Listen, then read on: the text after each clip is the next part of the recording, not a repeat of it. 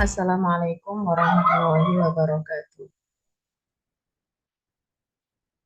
Alhamdulillah, nahmaduhu wa nasta'inuhu wa nastaghfiruh wa na'udzu billahi min syururi anfusina wa min sayyiati a'malina may yahdihillahu fala mudilla lah wa may yudlilhu fala hadiyalah. Asyhadu an la ilaha illallah wahdahu la syarikalah wa asyhadu anna Muhammadan abduhu wa rasuluhu la nabiyya wa la rasula ba'dah. Rabbi shrah li sadri wa yassir li amri wahlul 'uqdatam min lisani yafqahu qawli amma ba'du. Ibu-ibu dan teman-teman sekalian yang kami muliakan dan mudah-mudahan juga dimuliakan oleh Allah. Alhamdulillah wa syukurillah, pada siang hari ini kita masih diberikan kesempatan oleh Allah Subhanahu wa taala pada hari yang mulia di bulan yang mulia untuk berada insya Allah di majelis yang mulia ini. Semoga aktivitas yang kita lakukan pada siang hari ini mendapatkan ridho dari Allah Subhanahu wa taala. Banyak kebermanfaatan yang bisa kita dapatkan dan semoga kita semua senantiasa diberikan sehat dan dimudahkan dalam melaksanakan serangkaian ibadah di bulan Ramadan ya. Amin amin ya rabbal alamin. Salawat juga salam kita sampaikan kepada Rasulullah Muhammad Sallallahu Alaihi Wasallam, pada para sahabat, keluarga, para tabi'ut tabi'in yang mengikuti perjuangan beliau, meneruskan perjuangan beliau, dan semoga kita juga termasuk di antara daripada umat beliau yang turut memperjuangkan apa yang menjadi perjuangan beliau sehingga kita semua nanti akan dikumpulkan oleh Allah Subhanahu wa taala dengan beliau di surganya kelak. Amin ya rabbal alamin. Ibu-ibu dan teman-teman sekalian, untuk tema kali ini ya, kita akan mentadabburi surat Al-Baqarah ayat 183 sampai 187. Tadi sudah dibacakan beberapa ayatnya ya. Kita akan mendapatkan 3 poin dari ayat ini, yaitu bagaimana puasa ini menjadi identitas dari umat Islam ya, kemudian juga bagaimana kita bisa membangun komunikasi dengan Allah Subhanahu wa taala melalui doa-doa kita, dan bagaimana kita bisa memperbaiki keharmonisan dalam hubungan berumah tangga ya. Ini dari surat Al-Baqarah ayat 183 sampai 187 ya. Sebelumnya mungkin kami sampaikan ibu-ibu dan teman-teman sekalian bahwa di antara identitas umat Islam ya, juga sebenarnya umat-umat terdahulu yang sangat penting yang diinginkan oleh Allah Subhanahu wa taala dalam kehidupan kita adalah salat dan puasa ya. Salat ini merupakan salah satu identitas umat Islam yang tidak boleh ditinggalkan. Karena apa? Rasulullah Shallallahu Alaihi Wasallam bersabda, "Bainar rajuli wa bainal kufri." Di dalam riwayat lain disebutkan, "Wa bainas syirki tarkus shalah." Untuk membedakan, mengidentifikasi apakah seseorang itu muslim atau tidak adalah dilihat dari ketika dia mengerjakan sholat. Ketika dia tidak mengerjakan sholat, maka secara otomatis identitasnya dipertanyakan, begitu ya. Apakah dia muslim atau tidak, sehingga apabila dia katakan meninggal dunia, apakah berhak dia diperlakukan sebagai jenazah muslim atau justru yang lainnya. Sehingga dari hadis inilah disampaikan juga dalam riwayat At-Tirmidzi ya, bahwa sesungguhnya karena ashabu Muhammad sallallahu alaihi wasallam la yarawna syai'an minal a'mali tarkuhu kufran ghaira shalah. Sampai-sampai para sahabat Rasulullah itu tidak memiliki pendapat lain ya, untuk mengidentifikasi seseorang itu kafir atau tidak itu sangat mudah, dilihat saja dari sholatnya. Kalau dia meninggalkan sholat, maka sangat berpeluang untuk mengidentifikasi seseorang menjadi kafir atau non-muslim. Dan sebagaimana kita tahu, sholat ini disyariatkan kepada umat Islam, umat Muhammad Sallallahu Alaihi Wasallam di peristiwa saat terjadi peristiwa Isra dan Mi'raj, yaitu sebelum beliau berhijrah ke kota Madinah ya, sebagaimana disebutkan dalam berbagai riwayat. Akan tetapi yang perlu kami sampaikan di sini, ibu-ibu dan teman-teman sekalian ya, ketika sholat disyariatkan di saat itu mengalami perubahan tentang waktu, tata cara, dan juga kiblat. Ketika awal-awal pensyariatan sholat itu ya, sebagaimana disebutkan dalam hadis riwayat Bukhari ini, furidatis salatu raka'atain. Ya, sebelum Rasulullah berhijrah, sholat itu ditunaikan cukup dengan 2 rakaat saja. Ya. Tapi setelah tsumma hajaran Nabi wa furidat arba'an wa turikat sholatus safar 'alal ula. Ketika Rasulullah sudah berhijrah ya, ditetapkanlah sholat 2 rakaat itu untuk musafir dan 4 rakaat bagi mereka yang mukim. Dan juga waktunya berbeda. Kalau sekarang kita sholat itu 5 waktu ya, dulu sebelum ada syariat sholat 5 waktu, Rasulullah sudah sholat sebelumnya, dan sholat itu dilakukan hanya 2 kali saja, ya, yaitu di awal siang atau subuh dan di akhir malam yaitu isya. Nah, adapun kiblatnya, kiblat pertama yaitu ke Baitul Maqdis. Akan tetapi sebelum beliau Rasulullah berhijrah ke kota Madinah, beliau memungkinkan untuk sholat sekaligus menghadap ke arah 2 kiblat, sehingga beliau memilih posisi sholat yang searah dengan antara rukun Yamani dan Hijr Ismail. Yang apabila itu ditarik ke depan, itu akan beradalah Ka'bah itu di hadapan beliau, sekaligus Baitul Maqdis di hadapan beliau, saking cintanya beliau kepada kiblat bapak atau nenek moyang beliau, yaitu Nabi Ibrahim alaihissalam, Masjidil Haram, meskipun saat itu diperintahkanlah kiblat ke Baitul Maqdis gitu ya. Akan tetapi setelah beliau berhijrah ke kota Madinah, karena di Madinah ini ada orang-orang Yahudi, kita semua tahu bahwa Baitul Maqdis itu menjadi kiblat mereka, orang Yahudi ya. Mereka membuli Rasulullah Shallallahu Alaihi Wasallam. Kenapa Rasulullah itu memiliki aliran agama yang berbeda dengan kita, akan tetapi sembahyangnya menghadap ke arah yang sama, memiliki kiblat yang sama begitu ya. Sehingga dengan kondisi inilah beliau memohon kepada Allah Subhanahu wa taala untuk memberikan ketetapan tentang perubahan kiblat. Akan tetapi sebelum kiblat itu benar-benar diubah oleh Allah Subhanahu wa taala, Allah menurunkan Quran surat Al-Baqarah ayat 142 ini, bahwa nanti pun apabila kiblat itu diubah, orang-orang Yahudi akan berkomentar yang sama. Ya. Sehingga di sini disampaikan, saya qulu sufaha minan nasi ma wallahum an qiblatihim allati kanu 'alaiha. Orang-orang yang kurang akal, ini julukan dari Allah Subhanahu wa taala terhadap orang-orang Yahudi, akan berkata, apakah yang memalingkan mereka kaum muslim dari kiblat yang dahulu mereka berkiblat kepadanya, itu Baitul Maqdis. Maka Rasulullah diberikan waktu oleh Allah Subhanahu wa taala untuk mempersiapkan mental beliau bersama kaum muslimin untuk menghadapi cercaan-cercaan yang akan muncul dari lisan-lisan orang ahlul kitab tersebut ya. Dan Allah memerintahkan kepada beliau bahwa sesungguhnya kulillahil masyriq wal maghrib ya. Milik Allah lah ya seluruh arah penjuru itu, baik itu masyrik ataupun maghrib. Yahdi may yasha ila siratit mustaqim, dan Allah lah yang memberikan petunjuk kepada siapa saja ke jalan yang lurus ya. Sehingga setelah beliau Rasulullah Shallallahu Alaihi Wasallam berdoa kurang lebih 16 sampai 17 bulan, barulah Allah mengkabulkan doa beliau dan mengubah kiblat kaum muslimin di dalam sholat yang tadinya kiblat kita pertama adalah ke Baitul Maqdis, lalu diubahlah ke Masjidil Haram, di mana saat itu beliau Rasulullah Shallallahu Alaihi Wasallam saat turunnya wahyu tentang perubahan kiblat ini, beliau sedang sholat bersama jamaah di Masjid Bani Salamah ya, pada rakaat yang setelah selesai rakaat yang kedua turunlah wahyu untuk berubah kiblat, sehingga beliau sholat yang saat itu diriwayatkan sholat asar, ada yang meriwayatkan sholat zuhur, 2 rakaatnya berkiblat ke Baitul Maqdis dan 2 rakaatnya berkiblat ke Masjidil Haram. Sehingga Masjid Bani Salamah tempat diturunkannya wahyu tersebut akhirnya diberikan nama dengan Masjidul Qiblatain sebagaimana yang kita kenal, gitu ya. Nah, ini tentang turunnya perintah perubahan kiblat itu ada dalam surat Al-Baqarah ayat 144.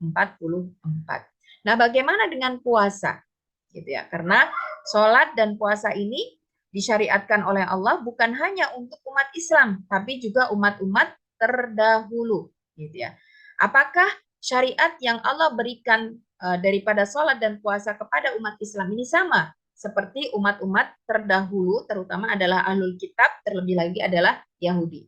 Nah, Ibu-ibu yang kami hormati, juga teman-teman sekalian yang kami sayangi, mungkin sedikit kita sampaikan ya, bagaimana kronologi sampainya orang Yahudi itu tinggal di Yasrib atau Madinah Munawwarah sebelum kita sampaikan tentang syariat puasa ini.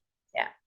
Di mana kita semua tahu bahwa asal usul orang Yahudi itu berada di Baitul Maqdis. Akan tetapi sesungguhnya sebelum Rasulullah Shallallahu Alaihi Wasallam berhijrah ke kota Yasrib yang sekarang menjadi nama Madinah Al Munawwarah itu, 1000 tahun sebelumnya orang-orang Yahudi telah menghuni Yasrib atau Madinah Al Munawwarah. Ya, kisahnya kita semua tahu ya, di tahun kurang lebih 910 Masehi, Nabi Sulaiman dan juga Nabi Daud ini memimpin kerajaan Israel yang kekuasaannya terhampar antara Sungai Nil sampai kepada Sungai Efrat gitu ya.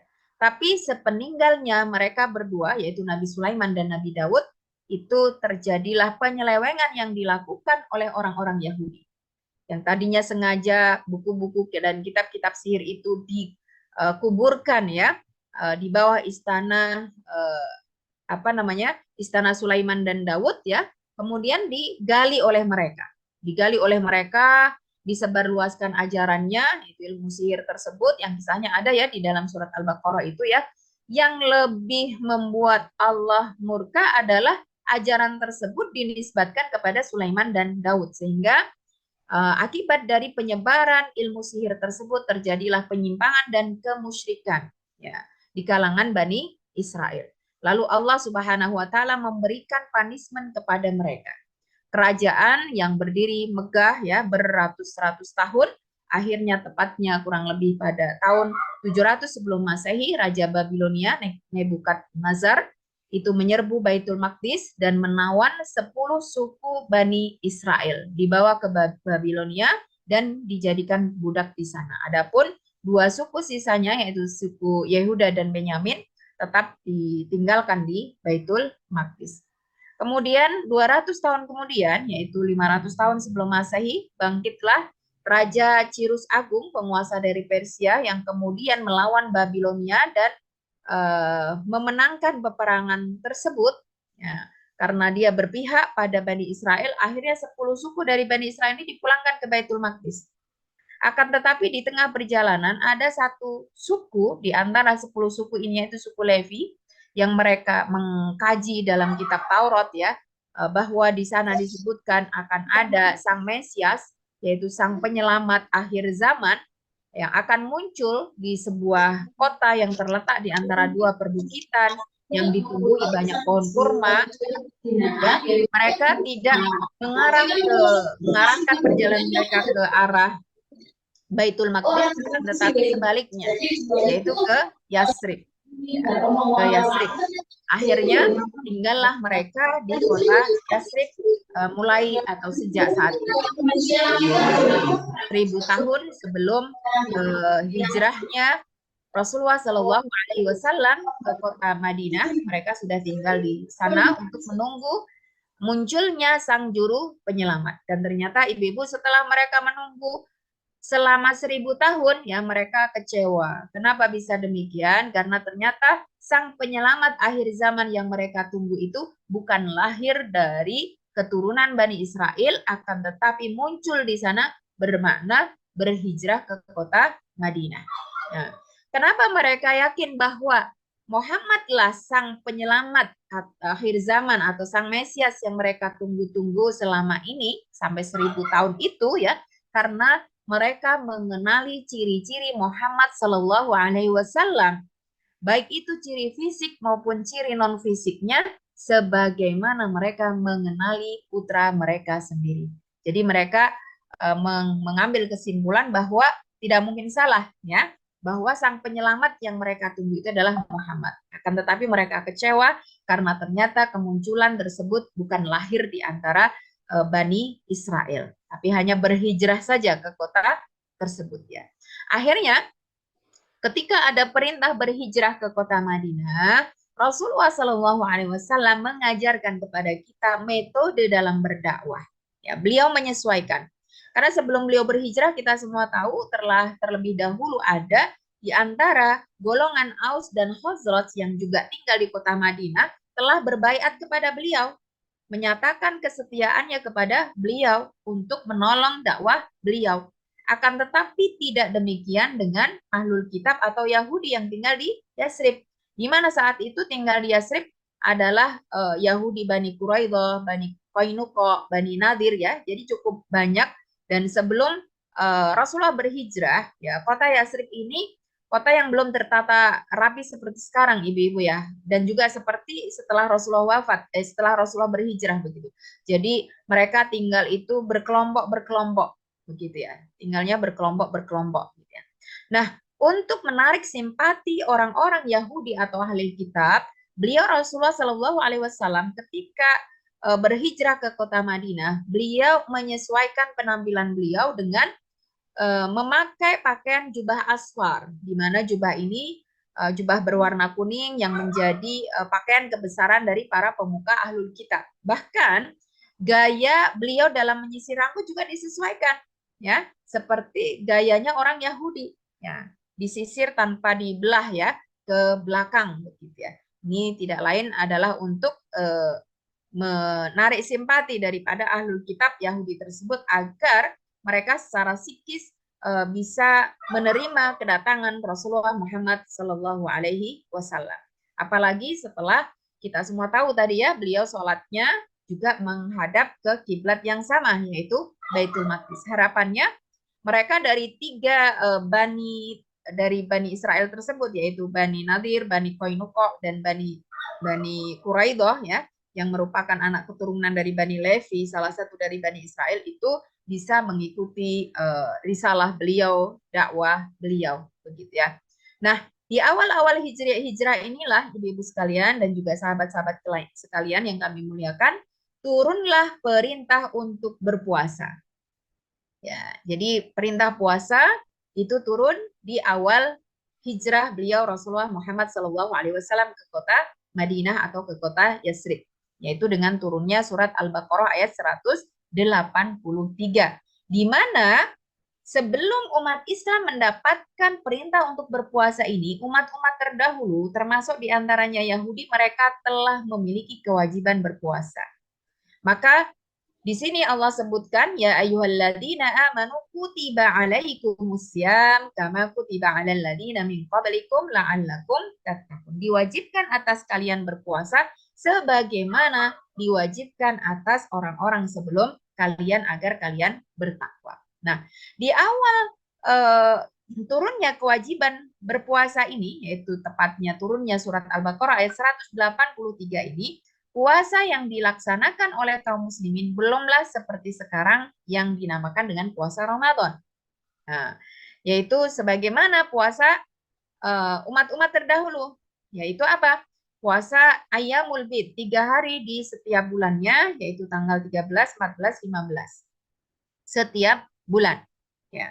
Dan ini sebagaimana disebutkan dalam riwayat dari Mu'ad, Ibnu Mas'ud, Ibnu Abbas, dan Ad-Dhahhak, ini disyariatkan oleh Allah sejak zaman Nabi Nuh alaihi salam. Waktunya pun berbeda, ibu-ibu ya. Di awal syariat kewajiban puasa ini, puasa dilaksanakan mulai dari bangun tidur, mau kita bangunnya jam 12 ya, dari jam 12, jam 7 ya, jam 7 gitu ya, sampai hilang syafaq merah ya, yaitu tiba waktu Isya. Meskipun saat itu sebagaimana disebutkan dalam tafsir Ibnu Katsir dari berbagai riwayat, mereka masih diperbolehkan memilih antara apakah untuk berpuasa ataukah membayar fidyah meskipun tidak ada uzur. Ya. Nah, ini hadisnya sangat panjang ya, yang menyatakan tentang sejarah perubahan puasa dan juga sholat. Nanti kalau ibu-ibu ingin lebih tahu bisa dibaca di tafsir Ibnu Katsir ya, penjelasan lebih detailnya. Tapi intinya sudah saya sampaikan begitu ya. Dan karena dan selain daripada puasa 3 hari tersebut, karena orang-orang Yahudi juga berpuasa pada tanggal 10 Muharram atau disebut dengan puasa Asyura, Rasulullah pun melaksanakan itu ya sebagai rasa syukur mereka saat mereka diselamatkan oleh Allah dari Firaun itu ya, tanggal 10 Muharram ya. Jadi Rasulullah juga berpuasa selain daripada berpuasa 3 hari setiap bulan. Gitu ya. Akan tetapi karena karena profesi para sahabat dulu banyak bekerja di perkebunan, ya, mereka untuk menunggu waktu tibanya buka itu sudah terlampau lelah gitu ya, sehingga banyak sekali mereka yang belum sempat berbuka itu sudah tertidur. Padahal aturannya kalau sudah tertidur dan kemudian bangun itu sudah harus mulai puasa, sehingga tidak sedikit dari mereka itu berpuasa 3 hari berturut-turut, ya, tanpa buka dan sahur, sehingga membuat mereka ada di antaranya yang pingsan, ya, yang lemah dan sebagainya. Gitu ya.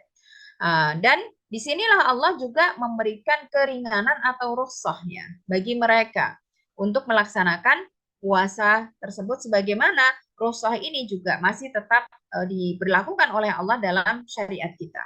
Ya. Jadi barang siapa yang sakit, ada harapan sembuh, maka boleh untuk berbuka, tidak puasa, dan mengqadha pada hari yang lain. Begitu juga orang yang musafir. Akan tetapi untuk mereka yang telah lanjut usia, lemah, atau sakit kronis, begitu ya, sakit menahun, cukup bagi mereka untuk membayar fidyah. Nah, ini berlaku pada awal-awal syariat puasa. Gitu ya. Nah, kemudian setelah surat Al-Baqarah ayat 185 ini diturunkan oleh Allah, terjadilah perubahan syariat puasa untuk menjadi identitas baru bagi umat Islam.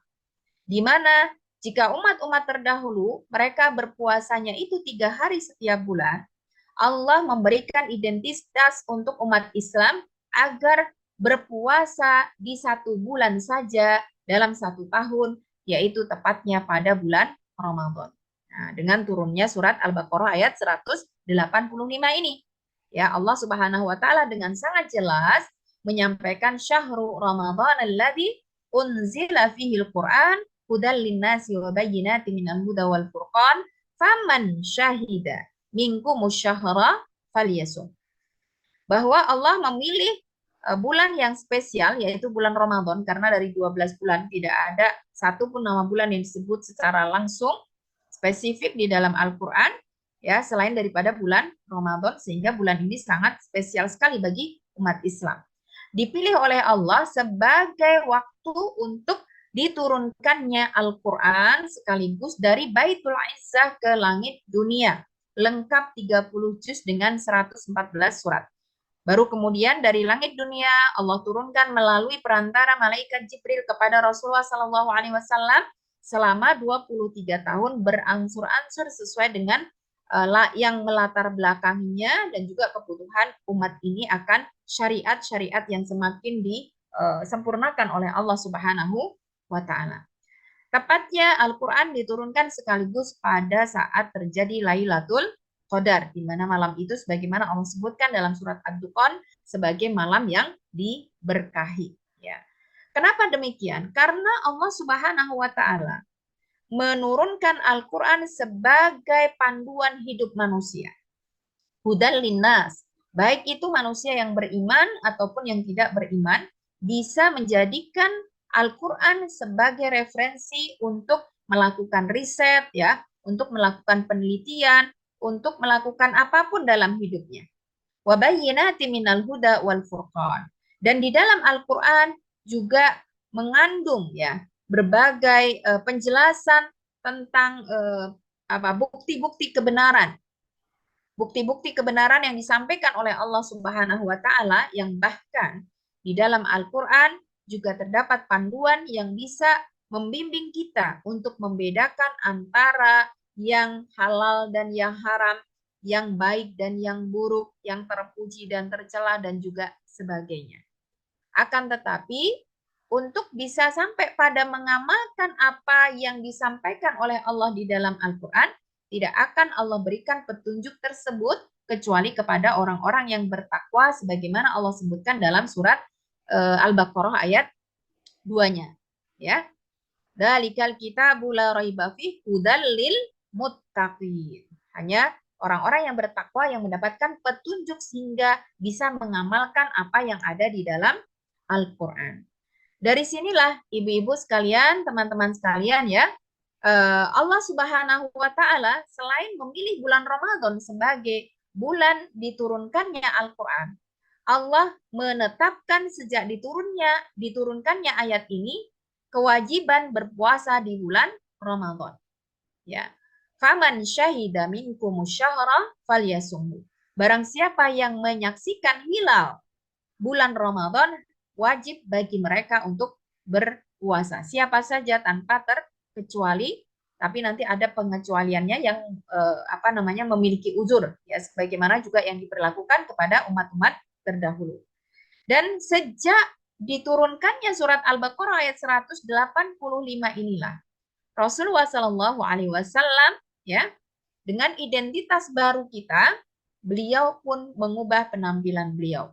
Beliau tidak lagi mengenakan jubah asfar yang itu menjadi identitas kaum Yahudi, karena salah satu syarat kita berpakaian adalah kita tidak menyerupai kita tidak menyerupai pakaian yang menjadi pakaian kekhasan ya agama lain atau identitas agama yang lain ya. Akan tetapi beliau mulai saat itu mengenakan gamis ya, bukan lagi jubah, gamis dengan lengan lebar, dengan lengannya juga tidak panjang ya, hanya 3/4 itu yang disebut dengan gamis. Nanti ibu-ibu bisa baca lebih detailnya di dalam kitab yang ditulis oleh Imam Tirmidzi ya, Syama'il Al-Muhammadiyah, itu menjelaskan tentang apa saja seluk-beluk apa saja tentang beliau Rasulullah Muhammad Shallallahu Alaihi Wasallam.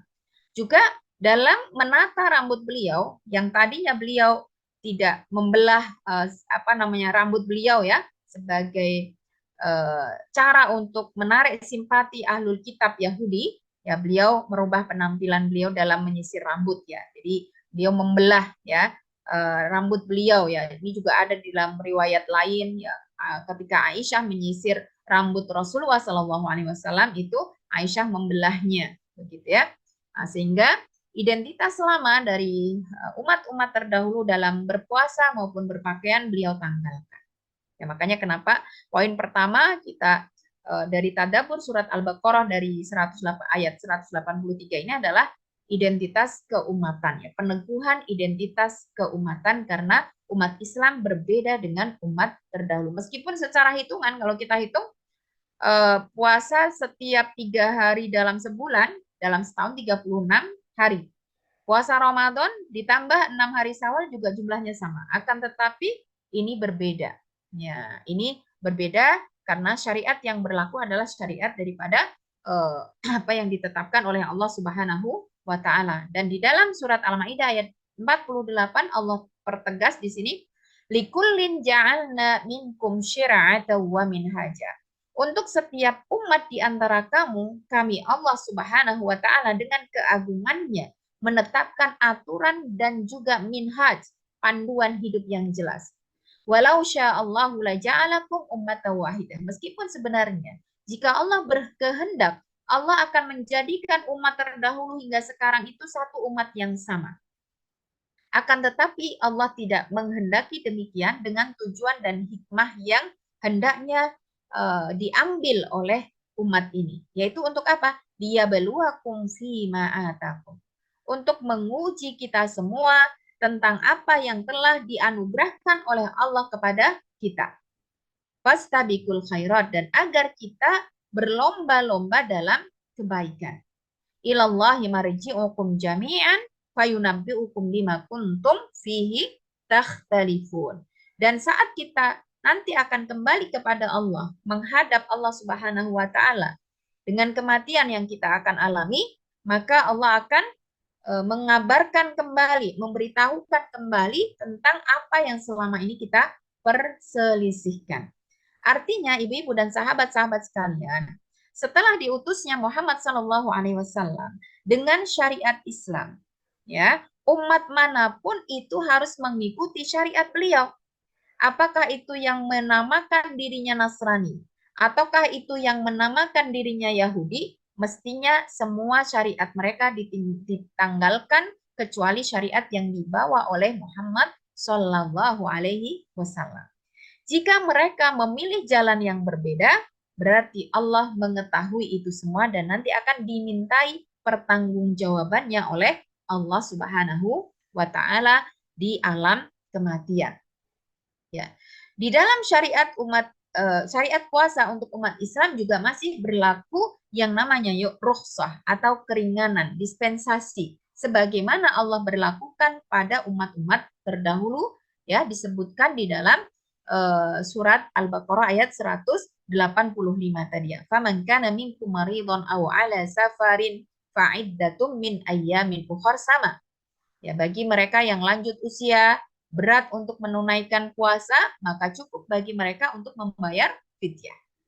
Demikian juga maridon yang itu sakit kronik yang menahun, cukup membayar fidyah.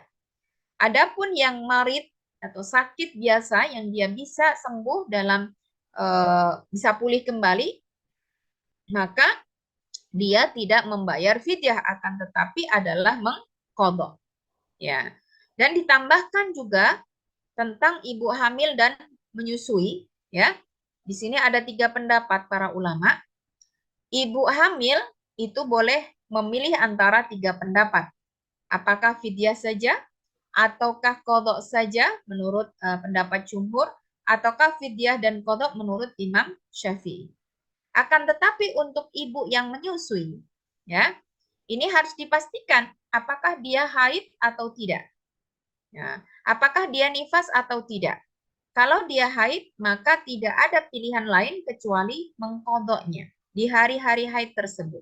Ketika dia nifas, maka tidak ada pilihan kecuali mengqadhanya di hari-hari nifas tersebut. Adapun di luar nifas dan juga haid, dia bisa memilih salah satu dari 3 pendapat. Ya, kalau boleh kami merekomendasikan memilih qadha itu sudah cukup, ya, karena dipastikan itu boleh. Tapi kalau memilih fidyah saja ada yang tidak membolehkannya. Kalau memilih qadha dan fidyah itu ada plusnya, ya, karena Imam Syafi'i menetapkan itu sebagai ta'zir atau hukuman bagi seorang ibu yang menjadikan anaknya sebagai alasan dia untuk meninggalkan apa yang menjadi kewajiban dia. Seperti itu, nggih. Ini berlaku pada umat kita, ya. Kemudian di penghujung ayat tersebut tentang syariat puasa Ramadan, Allah Subhanahu wa taala juga memerintahkan kita untuk bertakbir sebagai simbol kesyukuran kita saat kita telah usai menunaikan apa yang menjadi perintah Allah Subhanahu wa taala berupa ketaatan. Ya. Walitukabbirullaha ala ma hadakum. Ya, karena ini merupakan panduan dari Allah Subhanahu wa taala dan ternyata setelah kita melaksanakannya banyak sekali manfaat yang kita peroleh, maka kita harus memaha-agungkan Allah Subhanahu wa taala melalui takbir-takbir yang kita kumandangkan di penghujung bulan Ramadan untuk merayakan hari raya Idul Fitri. Nah, karena apa? Salah satu tujuan kita untuk beribadah di bulan Ramadan adalah kita kembali kepada fitrah. Ya. Dosa-dosa kita mendapatkan ampunan dari Allah Subhanahu wa taala. Yang ini juga disyariatkan dalam berbagai rangkaian ibadah yang lain seperti haji, sebagaimana disebutkan dalam surat Al-Baqarah ayat 200, ya. Ba'da salat, ya, dalam surat Al-Jum'ah ayat 10, ya.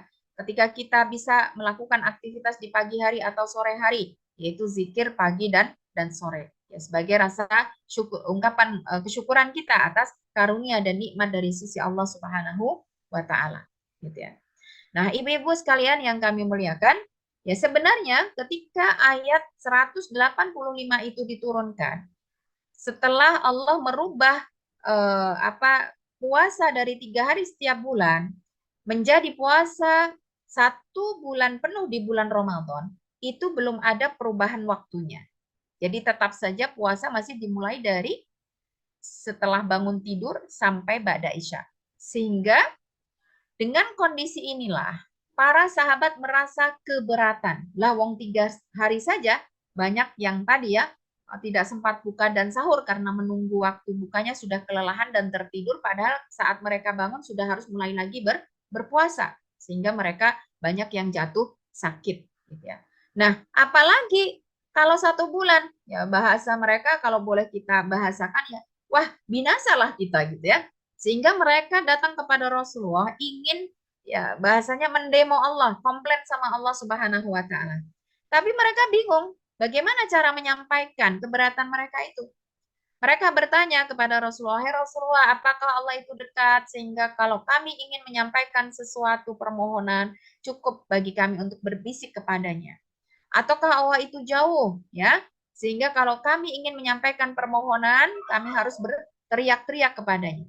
Barulah diturunkan ayat yang ke-186 dan 187, yaitu tentang bagaimana kita berkomunikasi dengan Allah Subhanahu wa taala. Ya. Yang menarik dari ayat ini Allah Subhanahu wa taala sampaikan, "Wa idza sa'alaka 'ibadi 'anni fa inni qarib."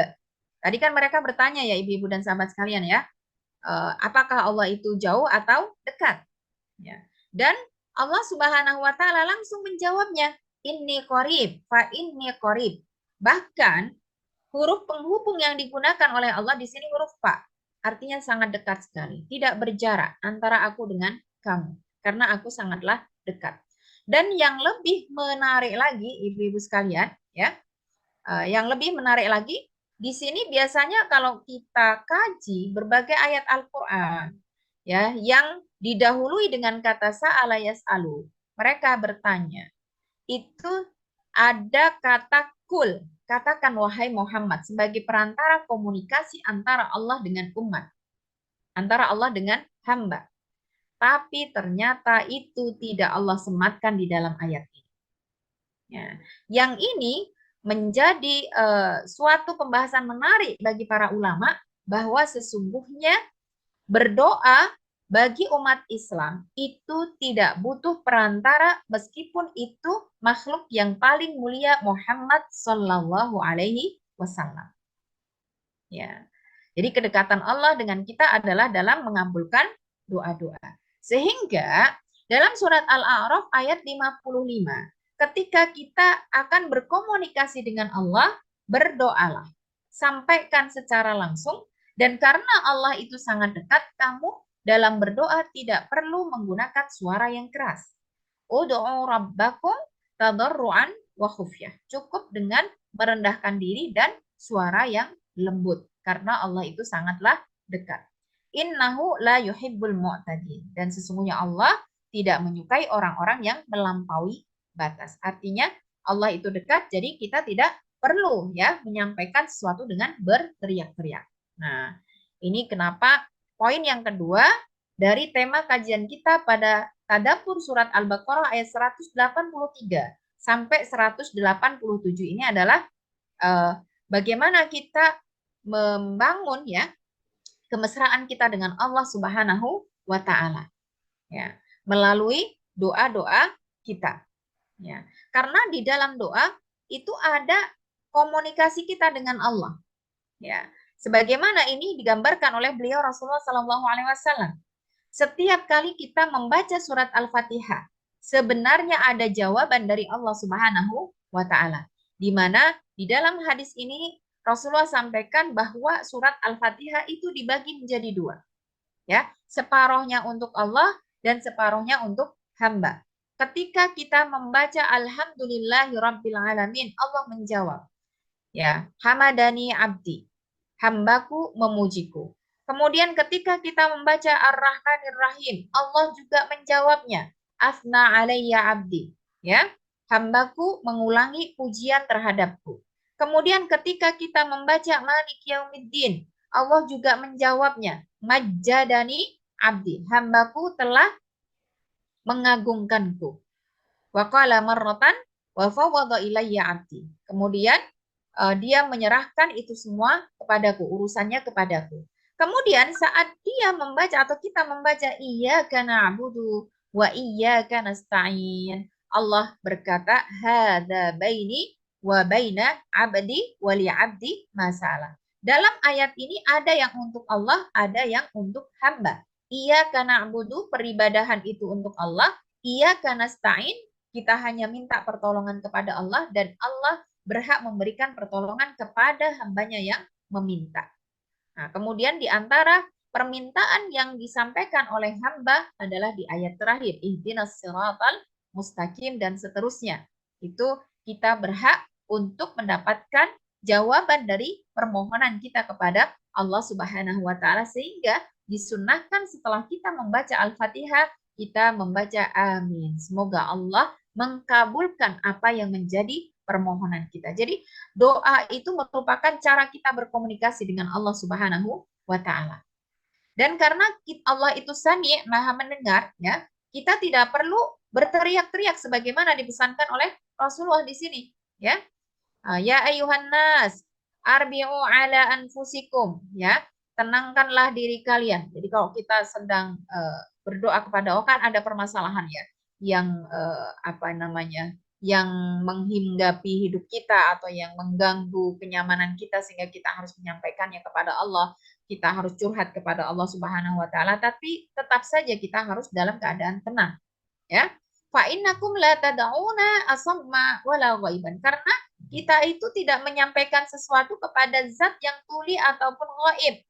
Innama tad'una sami'an basira. Tapi yang kepadanya kita berkomunikasi itu adalah zat yang sami' basir. Ini superlatif, maha mendengar, maha melihat. Ya. Innalladzi tad'una aqrabu ila ahadikum min unuqi rahilatihi. Kamu berdoa kepada Allah dan Allah itu jauh lebih dekat daripada kedekatan seseorang di antara kalian, ya, dengan leher kendaraannya. Dan ini dipertegas oleh Allah dalam surat An-Nahl, innallaha ma'al ladzina taqaw wal ladzina hum muhsinun. Allah itu senantiasa bersama, ya, dengan orang-orang yang bertakwa dan dengan orang-orang yang berbuat kebaikan. Dalam surat Toha bahkan Allah sampaikan innani ma'akum asma'u wa ara. Ketika Allah memberikan tugas kepada Nabi Harun dan Nabi Musa untuk mendakwahi Fir'aun yang kita semua tahu bagaimana tabiat dan karakter Fir'aun, ya. Musa dan Harun saat itu merasa khawatir dengan tantangan dakwah tersebut. Maka sebelum berangkat Nabi Musa berdoa, Rabbi shrah li sadri wa yassir li amri, dan seterusnya itu, ya. Kemudian Allah menenangkan keduanya bahwa apapun yang mereka ingin sampaikan kepada Allah melalui permohonan dan doa-doa mereka, Allah Maha mendengar dan Allah Maha melihat, sehingga tidak perlu merasa khawatir, ya. Dan dengan inilah ibu-ibu dan teman-teman sekalian, ya, Allah menyatakan Allah itu menjamin, ya, kepastian pengkabulan doa sebagaimana yang disampaikan oleh beliau Rasulullah Shallallahu Alaihi Wasallam dalam hadis riwayat Abu Daud dan Tirmidzi ini, di mana beliau bersabda, Inna Rabbakum tabaraka wa ta'ala hayyun karim. Sesungguhnya Rabb kalian tabaraka wa ta'ala adalah zat yang maha pemalu lagi maha mulia. Pemalunya Allah itu berbeda dengan kita. Kapan Allah itu malu? Yastahyi min abdihi idza rafa'a yadayhi ilaihi an yaruddahuma sifran. Allah akan merasa malu jika ada hambanya yang mengangkat kedua tangannya, menengadahkan kedua tangannya untuk memohon kepada Allah Subhanahu wa Ta'ala, lalu dia kembali dalam keadaan hamba. Dari hadis ini juga bisa disimpulkan bahwa di antara adab berdoa adalah mengangkat kedua tangan kita sebagai bentuk keseriusan kita memohon kepada Allah Subhanahu wa Ta'ala.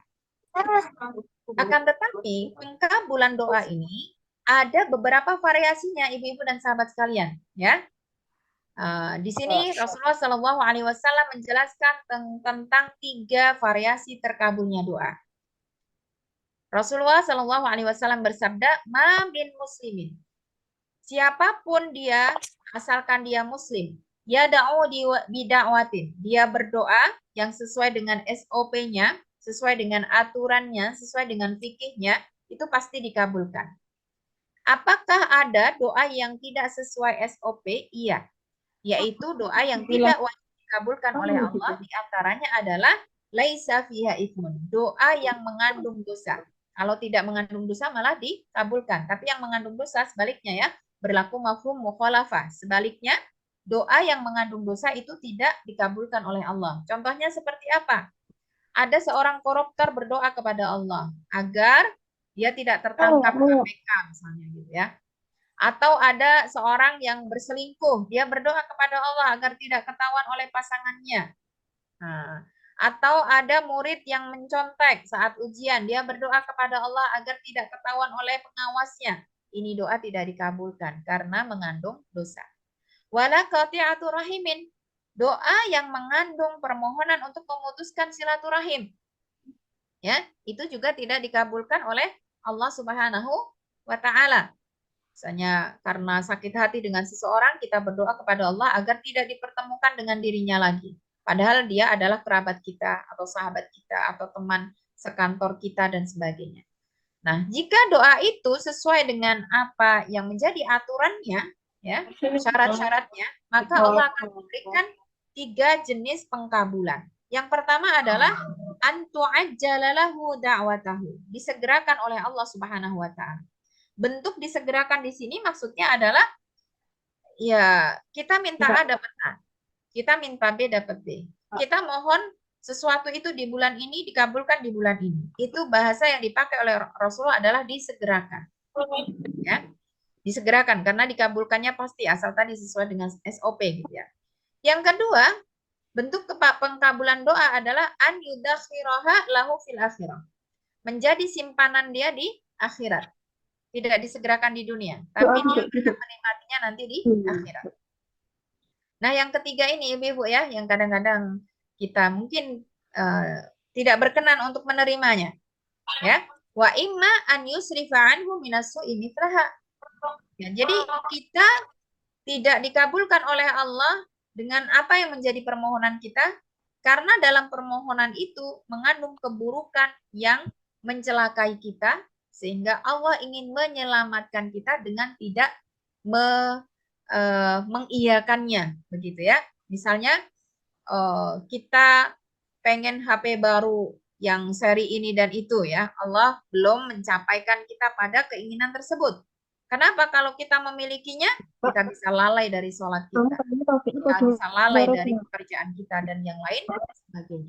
Sama ininya lebih tinggi ininya. Nah, dari sini ya ada satu lagi doa yang ada satu lagi doa yang tidak sesuai dengan SOP, yang tidak akan dikabulkan oleh Allah, yaitu selain daripada 2 yang sudah kita sebutkan tadi adalah doaun mustajil. Ya, doa orang yang terburu-buru. Ya, di sini para sahabat bertanya, mal istijal, apa yang dimaksud dengan doa terburu-buru? Yaitu ketika seseorang berkata qad da'autu wa qad da'autu wa lam ara yustajabul. Aku sudah berdoa dan terus berdoa, akan tetapi aku merasa doaku tidak diperkenankan. Fayastahsiru 'inda dzalika wa yatrukud du'a. Kemudian setelah itu dia kecewa, lalu dia tidak lagi memohon kepada Allah Subhanahu wa taala. Nah, doa yang seperti ini tidak akan dikabulkan. Misalnya ada seseorang yang barangkali belum diberi keturunan, lalu ada yang menyarankan, coba kamu pergi umroh, doa di multazam, doa di raudhah gitu ya. Nah, ternyata dia sudah melakukan itu. Aku sudah, semuanya sudah aku lakukan, ikhtiar ke ini dan itu sudah aku lakukan, tapi sepertinya memang Allah tidak berkenan. Lalu dia tidak menjadikan permohonan tersebut di dalam list doanya lagi.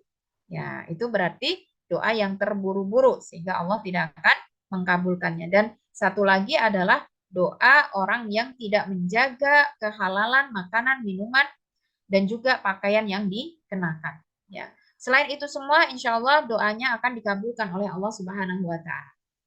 Dan ibu-ibu juga sahabat sekalian, di sini kami akan sampaikan ya kabar gembira dari Rasulullah Shallallahu Alaihi Wasallam bahwa ada 3 golongan yang doanya tidak akan tertolak. Ya, salasatun la turaddu da'watuhum. Siapakah mereka? Golongan yang pertama, ini yang peluang doanya lebih cepat didengar oleh Allah, yaitu al-imamul adil, para pemimpin yang adil. Apakah itu pemimpin di dalam skup kecil keluarga, ataukah skup yang lebih luas, misalnya di kampus, di masyarakat, ya apalagi sampai di negara. Itu curhatan mereka memiliki peluang yang lebih besar daripada yang lain untuk segera didengar oleh Allah Subhanahu wa taala. Kenapa demikian? Ini disebutkan di nomor 1 karena ini tidaklah mudah. Menjadi pemimpin yang adil tidaklah mudah, sangat berat. Karena biasanya pemimpin itu banyak sekali orang-orang atau pihak-pihak yang membisikinya untuk menetapkan kebijakan-kebijakan dan juga keputusan. Sehingga sangat sulit sekali untuk merealisasikan keadilan dalam kepemimpinannya gitu ya. Karena ini berat, maka Allah mendengarkan curhatan hati mereka, curhatan beban mereka di nomor 1. Ya, kemudian yang kedua adalah as-shaim hatta yuftir. Orang yang berpuasa sampai dia berbuka. Dari sejak kita bersantap sahur sampai kita membatalkan puasa kita itu, ibu-ibu dan sahabat sekalian ya, doa kita didengar oleh Allah Subhanahu wa taala. Dan yang ketiga adalah da'watul mazlum, orang yang terzolimi. Disebutkan dalam riwayat lain, Rasulullah bersabda, laisa bainahu wa bainallahi hijab.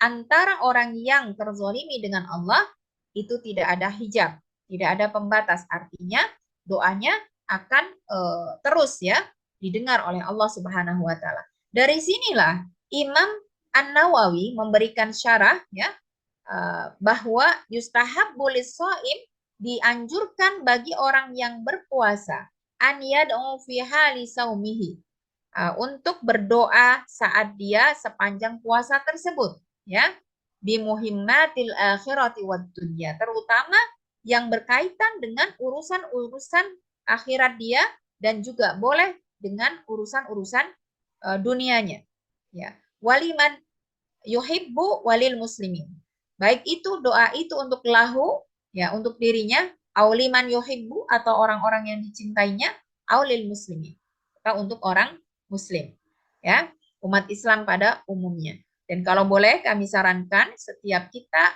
menyematkan doa itu akan lebih baik jika doa tersebut kita sertakan untuk juga orang lain selain kita, apakah itu keluarga ataupun kaum muslimin pada umumnya, sehingga cukup bagi kita dalam berdoa kepada Allah mengganti dhamir aku menjadi kami atau kita. Karena doa yang seperti itu lebih berpeluang untuk istijabah. Sebab di dalam doa kita ada doa untuk orang lain.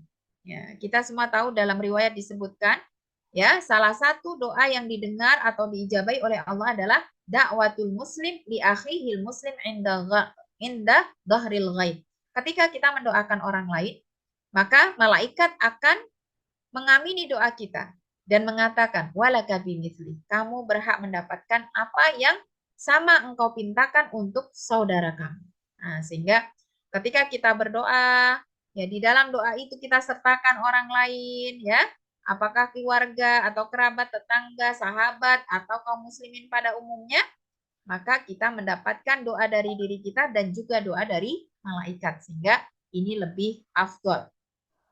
Ibu-ibu sekalian, sahabat sekalian yang kami muliakan, ya, kenapa doa orang yang berpuasa itu mustajab? Ya, karena yang pertama, puasa adalah amal sholih, ya, yang bahkan bukan amal sholih yang sembarangan, ya, yang Allah sebut dengan amal khusus untuk Allah Subhanahu wa taala, spesial.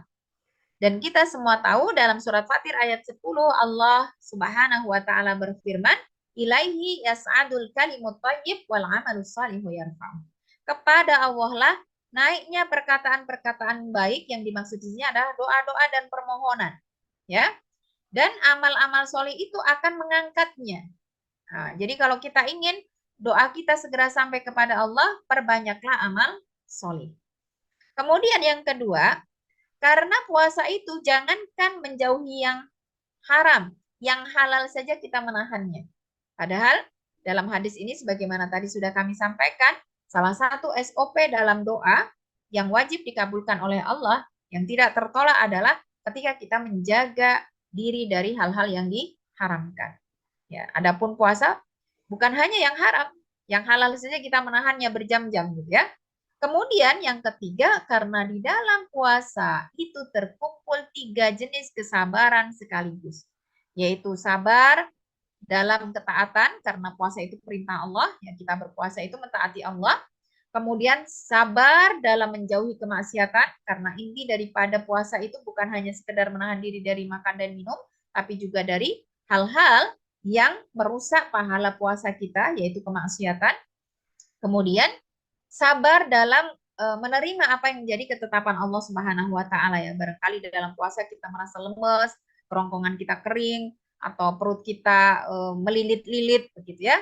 Dan Allah berjanji dalam surat Al-Baqarah ayat 151 dan juga dalam ayat yang lain akan senantiasa membersamai orang-orang yang sabar. Artinya kalau selalu bersama berarti mendengar apa yang menjadi permohonan kita. Innallaha ma'as-sabirin. Itu ya, itu alasannya.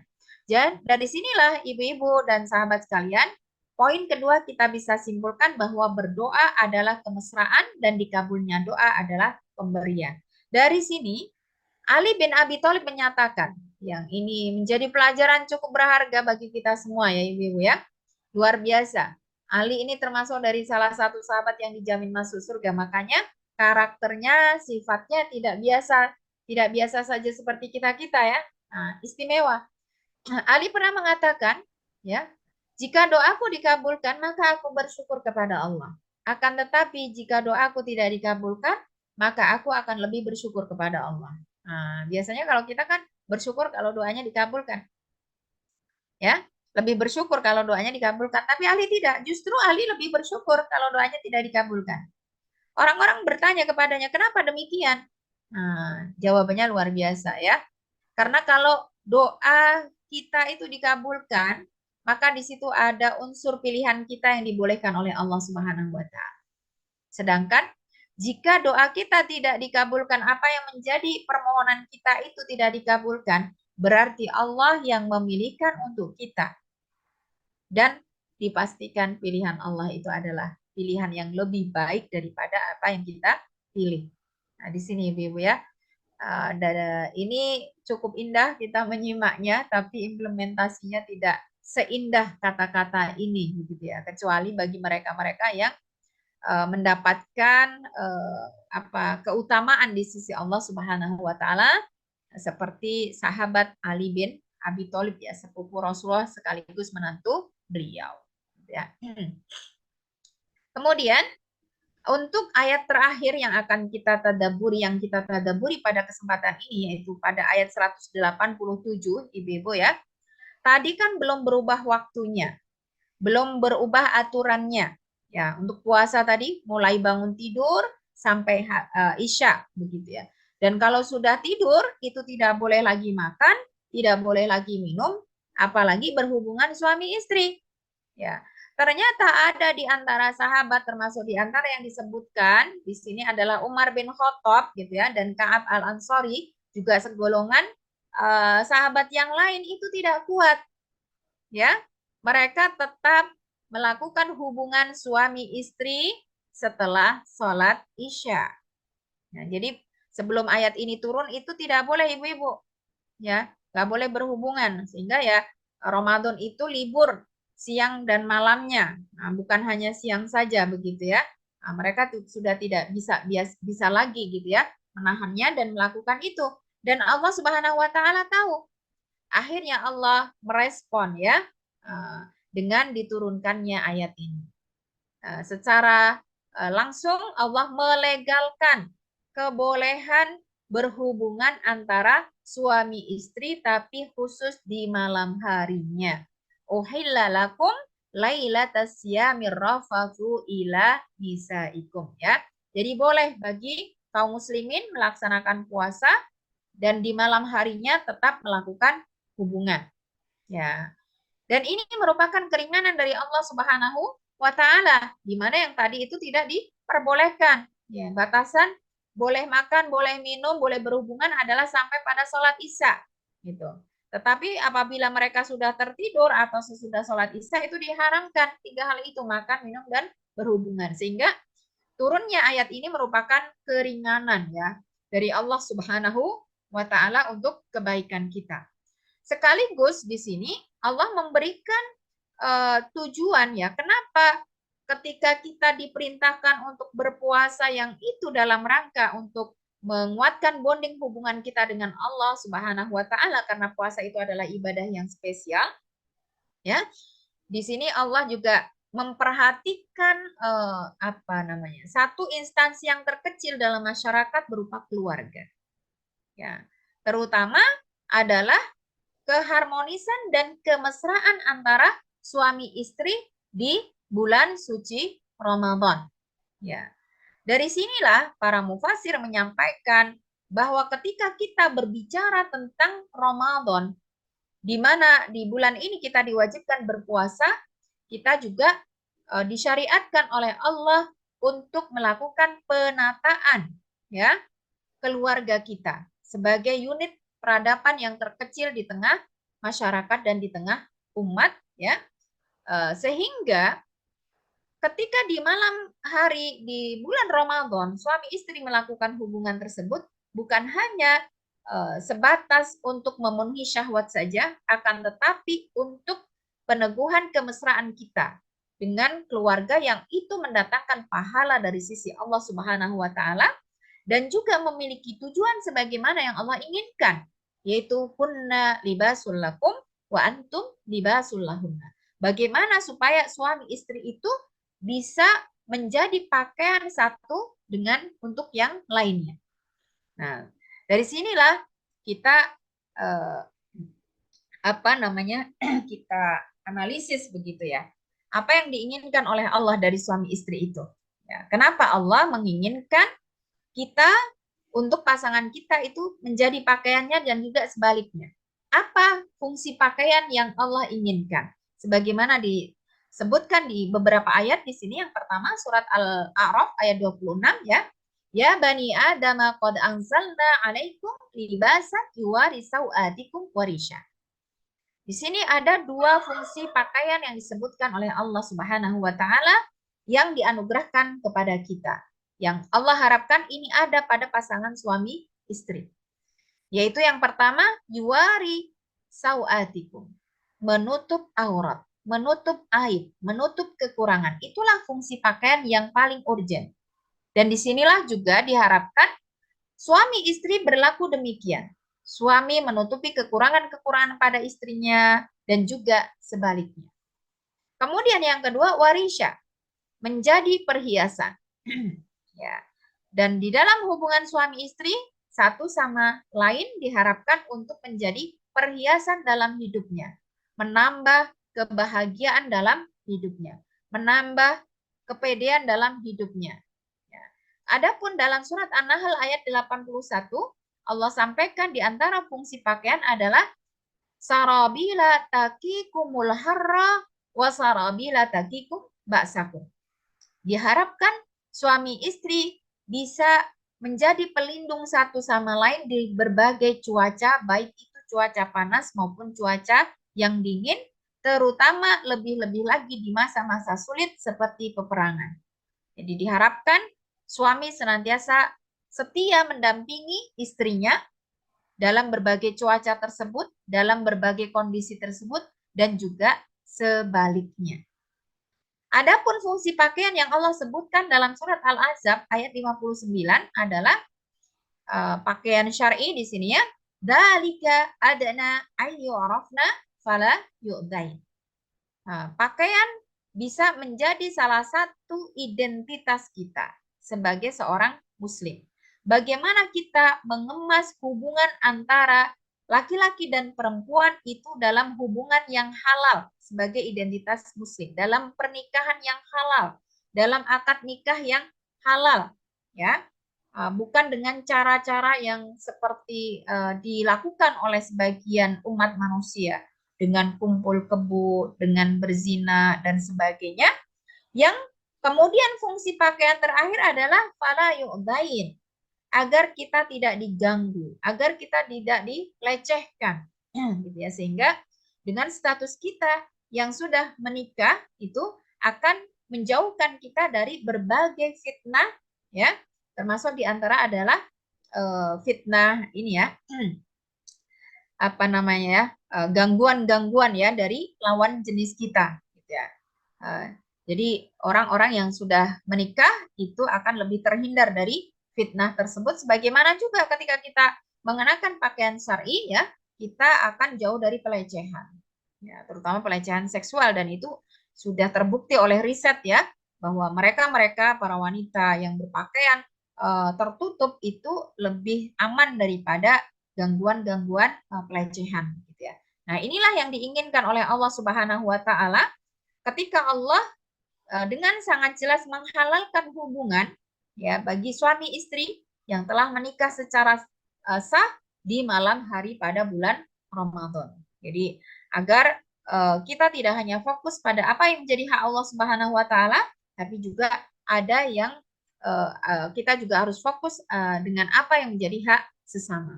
Sehingga bulan Ramadan adalah merupakan momen untuk menyatukan keluarga, tidak hanya pada suami istri. Kenapa? Karena pada bulan inilah ada banyak aktivitas yang selama ini sulit kita realisasikan di luar bulan Ramadan, bisa kita penuhi, bisa kita realisasikan di bulan Ramadan. Nah, di antaranya misalnya tahajud bersama, ya. Kemudian santap sahur dan buka bersama ya. Kadang-kadang nih di luar Ramadan ya, bapak sudah sarapan, ibunya masih sibuk mengerjakan pekerjaan rumah, anaknya masih tidur begitu ya. Tapi mau nggak mau ketika di bulan Ramadan kita Masya Allah ya dipersatukan oleh Allah Subhanahu wa taala di meja makan kita ketika kita santap sahur ataupun berbuka. Kalau di luar Ramadan kita sangat sulit sekali sholat bersama-sama, baca Quran bersama-sama ya. Tapi di bulan Ramadan kita mendapatkan kemudahan dari Allah Subhanahu wa taala. Kita bisa berjamaah, tarawih bersama, bahkan di 10 hari terakhir ya, kita dicontohkan sebagaimana dilakukan oleh Rasulullah untuk beriktikaf bersama keluarga kita. Ya. Sehingga hasil daripada aktivitas-aktivitas ini secara otomatis akan menguatkan bonding antar anggota keluarga. Sehingga bulan Ramadan menjadi bulan untuk islahul usrah. Ya. Penataan kembali ya tadi ya sukup terkecil dari masyarakat yaitu keluarga. Nah, di sini apa yang menjadi poin ketiga dari tadabbur kita dari surat Al-Baqarah ayat 183 sampai 187. Dan saat Allah menurunkan ayat ke-187 inilah juga ibu-ibu dan sahabat sekalian ya, terjadi perubahan waktu untuk berpuasa. Yang tadinya berpuasa itu dimulai dari saat bangun tidur sampai Isya ya. Ketika ayat 187 ini diturunkan, puasa tidak seberat itu. Di mana puasa dimulai dari dibolehkannya kita makan minum sepanjang malam, boleh. Kulu washrabu, boleh, silakan makan dan minum. Ya, tidak hanya dibatasi Isya, tidak hanya dibatasi tidur, tapi selama hatta yatabayyana lakumul khaitul abyadu minal khaitil aswadi minal fajr. Kamu boleh malam hari sepuasnya makan dan minum sampai fajar. Ya. Kalau sudah fajar, maka stop. Tsumma atimus syiyama ilal lail. Kamu harus menyempurnakan puasamu sampai malam atau maghrib. Ya. Dan di dalam ayat ini juga mengandung anjuran bagi kita untuk menyantap sahur sebagaimana disabdakan oleh beliau Rasulullah Shallallahu Alaihi Wasallam. Tasaharu fa inna fis sahuri barokah. Kenapa demikian? Karena puasa ini menjadi identitas baru umat Islam yang berbeda dengan umat-umat terdahulu. Maka beliau sampaikan inna faslama baina siyamana wa siyama ahlil kitab aklatus sahar. Yang membedakan puasa kita dengan puasa ahlul kitab adalah santap sahur atau makan sahur. Sehingga Rasulullah menganjurkan kepada kita, kalaupun kita itu katakan tidak sempat berbuka, tapi sempatkanlah untuk menyantap sahur ya. Meskipun mungkin jam berapa, boleh 10 malam kah, jam 11 malam kah, boleh. Itu sebagai sahur kita. Nah, dan di dalam sahur kita dianjurkan untuk mengakhirkan, adapun saat berbuka kita disunahkan untuk mengawalkan ya. Dan ini akan memberikan banyak kebaikan untuk kita semua. Rasulullah Shallallahu Alaihi Wasallam bersabda, la tazalu ummati bi khair ma'ajjalul iftar wa akharus sahur. Ya, umatku masih tetap dalam keadaan baik ya, dalam kebaikan selagi mereka menyegerakan berbuka dan mengakhirkan sahur. Lalu bagaimana kalau kita masih dalam keadaan junub ketika sudah azan subuh? Ini sering ada pertanyaan begitu, atau mungkin beberapa menit sebelum azan subuh kita belum mandi setelah berhubungan suami istri. Boleh nggak kita berpuasa? Boleh. Ya, boleh. Ini bahkan terjadi juga pada Rasulullah Shallallahu Alaihi Wasallam. Beliau juga sampaikan wa ana tudrikunis shalah wa ana junub fasum. Ya, jadi beliau Rasulullah menyampaikan bahwa sesungguhnya ketika sudah datang waktu subuh, itu beliau masih dalam keadaan junub dan beliau langsung berpuasa. Akan tetapi tentu sebelum melaksanakan sholat subuh, mandi junub terlebih dahulu. Karena salah satu syarat sahnya sholat adalah kita tidak dalam keadaan hadas. Hadasnya harus diangkat dulu. Gitu ya. Adapun untuk puasa dimulai tidak harus kita dalam keadaan telah mengangkat hadas kita. Ya. Kalau kita sahur, tidak harus dalam keadaan sudah mengangkat hadas kita. Boleh dilakukan sebelumnya. Sempat terjadi keraguan pada para sahabat, yaitu engkau wahai Rasulullah yang sudah diampuni kesalahan kamu. Ya, akan tetapi Rasulullah menegaskan bahwa ini bukan hanya berlaku pada beliau, tapi juga berlaku pada umat beliau. Sehingga diperbolehkan ya ibu-ibu ya, kalau kita mendapati waktu subuh, kita belum mandi besar ya, masih ada kesempatan sahur, silakan sahur dulu. Yang terpenting sebelum melaksanakan sholat subuh kita sudah mandi. Atau kalau sudah tidak ada waktu lagi ya sudah langsung mandi dan sholat lalu mulailah berpuasa. Begitu ya. Nah, dari ayat 187 ini juga ibu-ibu sekalian menyatakan bahwa kita dilarang untuk melakukan puasa wisol, yaitu puasa tanpa berbuka dan tanpa sahur. Yang ternyata masih ada sebagian dari umat ini yang melaksanakan puasa tersebut. Padahal ini jelas-jelas dilarang. Beliau Rasulullah bersabda, la tuwasilu, janganlah kalian melaksanakan puasa wisol, tanpa buka, tanpa sahur. Fa ayyukum arada an yuwasila falyuwasil ila sahar. Kalau memang ternyata kalian tidak sempat berbuka, paling tidak di waktu sahur, makanlah sesuatu, minumlah sesuatu. Ya, inilah yang membedakan antara puasa kita dengan puasa ahlul kitab. Tapi ternyata ketika Rasul menyampaikan informasi ini, beberapa sahabat mengetahui bahwa beliau melakukan puasa wisol. Innaka tuwasil ya Rasulullah. Kenapa engkau melakukan wahai Rasulullah? Nah, kemudian beliau menjawab dalam sabdanya, ini lastu kahayatikum. Ini abituli yuta'imuni wasakin yaskini. Keadaanku tidaklah sama dengan keadaan kalian karena setiap malam itu aku mendapatkan makanan dan juga minuman yang ini tidak diperjelas apakah makanan ini makanan fisik seperti yang kita kenal atau yang lainnya. Dari sini bisa kita simpulkan bahwa kebolehan untuk melakukan puasa wisol itu merupakan khasaisur Rasul. Ya, spesial untuk Rasul dan tidak berlaku untuk kita sebagai umatnya. Sehingga kita tidak boleh melakukan puasa kecuali kita jeda dengan buka atau dengan sahur. Nah, ini. Kemudian di dalam akhir ayat ini juga ada salah satu hukum yang ditetapkan di mana kita di 10 malam terakhir kita disunahkan dan bahkan sangat dianjurkan untuk melaksanakan iktikaf. Dan salah satu yang dilarang saat iktikaf adalah melakukan hubungan suami istri, ya.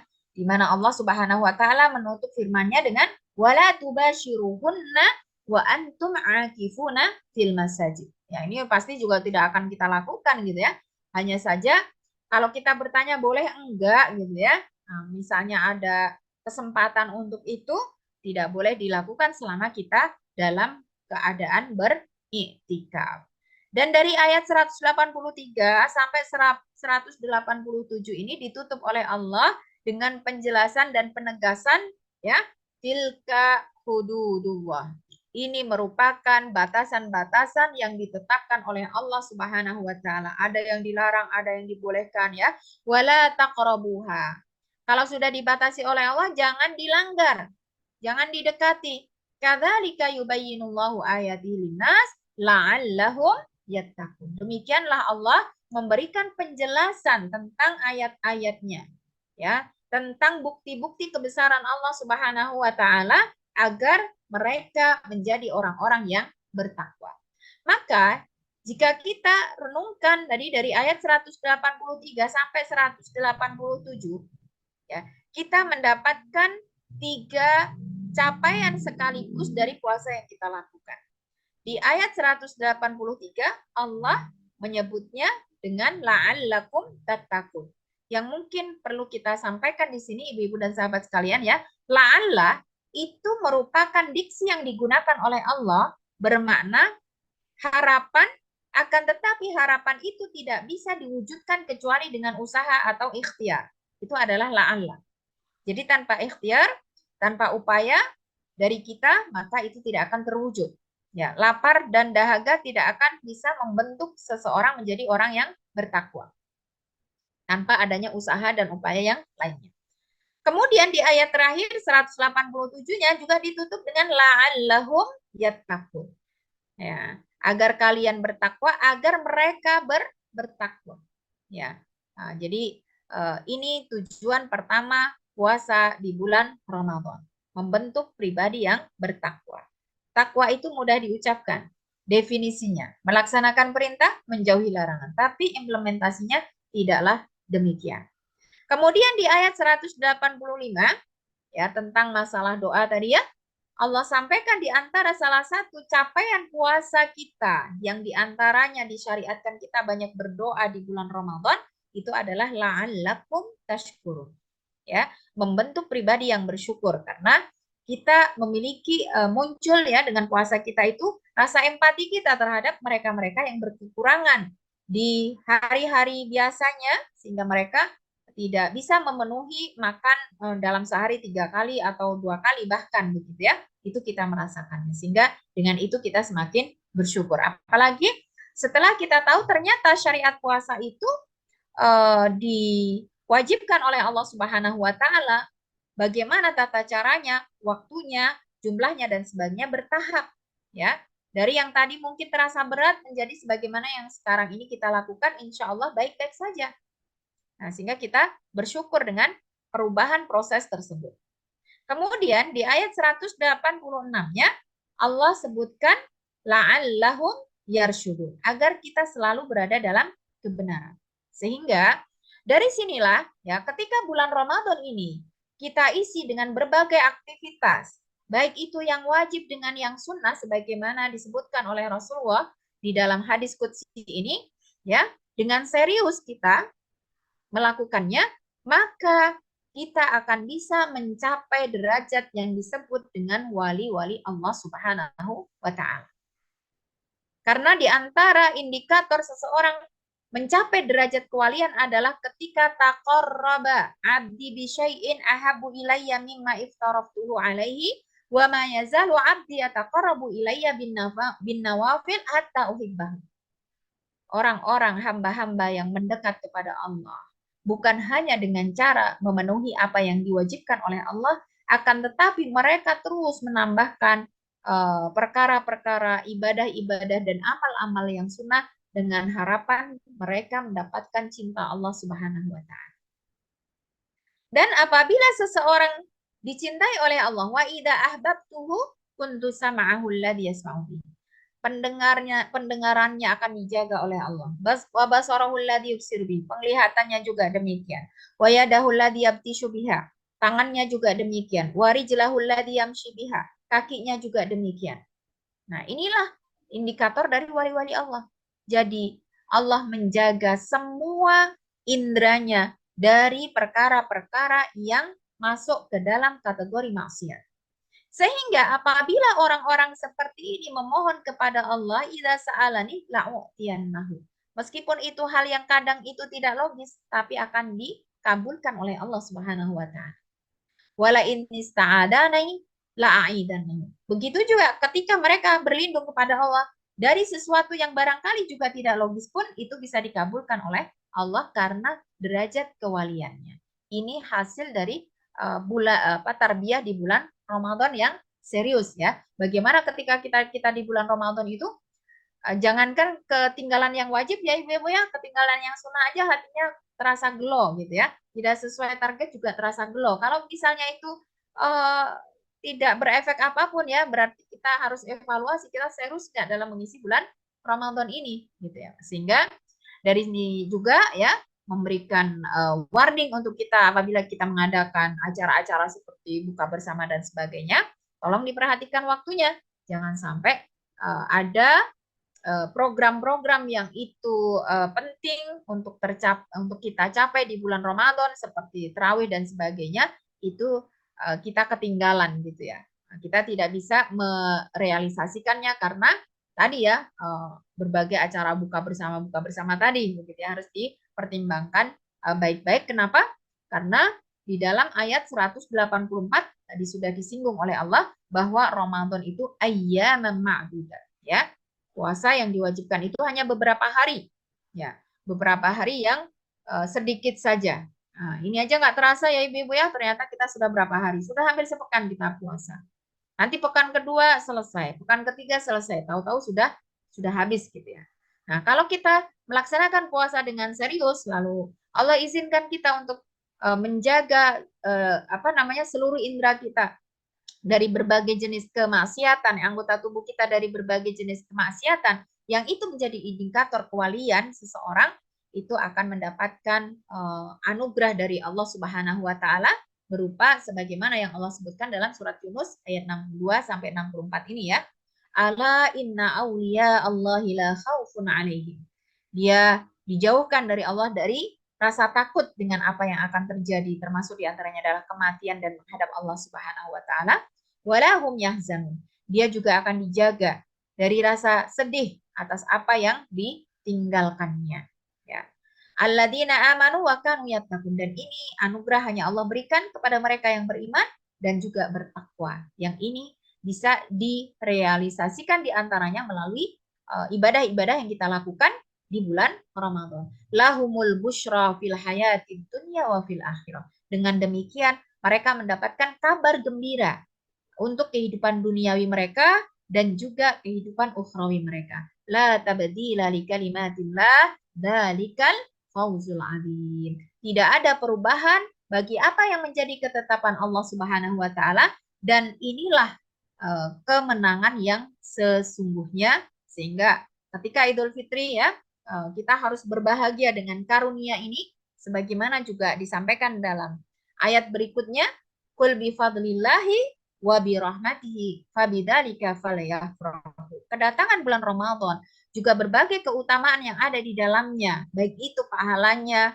ibadahnya, kemudahan dalam beramalnya, keberkahannya, hendaknya kita menjalaninya dengan penuh kebahagiaan agar kita memperoleh yang lebih baik dari semua harta yang kita dapatkan dan kita kumpulkan ya. Nah, dengan itu kita ketika Idul Fitri tiba ya, kita salah satu ucapan yang sering disampaikan satu dengan lain itu minal aidin wal faizin. Harapannya kita menjadi orang yang kembali suci karena dosa-dosa kita disucikan ya dengan amal-amal soleh yang kita lakukan selama bulan Ramadan, dan kita termasuk orang yang mendapatkan kemenangan yang agung ya. Dengan fakta inilah ibu-ibu dan sahabat sekalian ya, para salafus soleh dulu sebagaimana dituliskan oleh Ibnu Rajab Al-Hambali dalam kitab Lataiful Ma'arif, mereka berharap kepada Allah Subhanahu wa taala bisa merasakan Ramadan sepanjang tahunnya.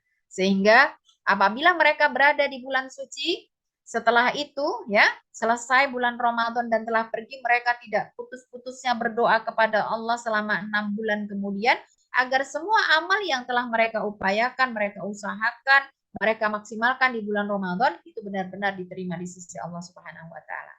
Dan 6 bulan kemudian mereka sudah kembali berdoa agar mereka diberikan kesempatan lagi oleh Allah untuk bertemu dengan bulan Ramadan ya. Sangat luar biasa. Apalagi di dalam bulan ini ada suatu hadiah dan anugerah teragung dari Allah Subhanahu wa taala berupa satu malam yang kebaikannya, pahalanya dituliskan dan ditetapkan oleh Allah lebih dari 83 tahun yang kita alami atau lebih dari 1000 bulan, yaitu Lailatul Qadar ya. Nah, yang kebaikannya nanti insya Allah akan disampaikan di pertemuan berikutnya oleh, kalau tidak salah, oleh Ustazah Ari Aji ya, Tadabbur Surat Al-Qadar ya. Ini merupakan anugerah yang teragung yang Allah hadiahkan kepada umat Rasulullah Shallallahu Alaihi Wasallam yang ditetapkan oleh Allah Subhanahu Wa Taala memiliki usia atau umur yang lebih pendek daripada umat-umat terdahulu. Allah melipat gandakan amal di waktu-waktu tertentu, di tempat-tempat tertentu, dan bagi kita sebagai umat Islam, umat Muslim yang cerdas hendaknya menggunakan kesempatan ini dengan sebaik-baiknya agar kita menjadi hamba-hamba Allah yang beruntung duniawi dan ukhrawi kita. Demikian ibu-ibu sekalian, sahabat-sahabat sekalian yang bisa saya sampaikan pada kesempatan siang hari ini. Semoga bisa menambah wawasan kita bersama ya, dan semoga kita senantiasa diberikan kesehatan oleh Allah, bisa menjalankan ibadah dengan berbagai variasinya di bulan Ramadan ini dengan sebaik mungkin. Dari saya kurang lebihnya mohon maaf yang sebesar-besarnya. Bisa kita lanjutkan dalam diskusi jika masih ada hal-hal yang mau ditanyakan dan didiskusikan.